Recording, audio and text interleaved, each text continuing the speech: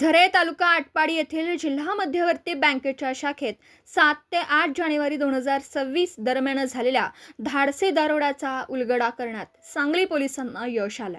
चोरट्यांनी शाखेच्या पाठीमागील खिडकीची काच फोडून गॅस कटरने कापत आत प्रवेश केला होता। त्यानंतर लॉकर रूममधील तब्बल 22 लॉकर गॅस कटरने तोडून ग्राहकांचे सोने चांदीचे दागिने व रोख रक्कम लंपास केली होती। गुन्ह्याचे गांभीर्य लक्षात घेऊन सुनील पुलारी, विशेष पोलीस महानिरीक्षक कोल्हापूर परिक्षेत्र, संदीप घुगे, पोलीस अधीक्षक सांगली व कल्पना बारवकर, अपर पोलीस अधीक्षक यांच्या मार्गदर्शनाखाली तपासाची सूत्र वेगाने हलवण्यात आली।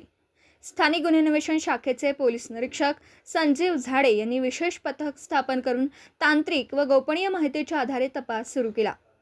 या तपासात यापूर्वी काही आरोपींना ताब्यात घेऊन त्यांच्याकडून 3,25,54,000 रुपयांचा मुद्देमाल जप्त केला। पुढील चौकशीत उत्तर प्रदेशातील 2 मुख्य आरोपींचा सहभाग निष्पन्न झाला। त्यानुसार असलम उर्फ टंटन मिड्डोरी खान, वय वर्ष 62, राहजी बदायूं उत्तर प्रदेश व शकील अकबर कुरेशी, वय वर्ष 54, जिल्हा कासगंज उत्तर प्रदेश यांना उत्तर प्रदेशातील सिडपुरा गावातून स्थानिक पोलिसांच्या मदतीने अटक करण्यात आली।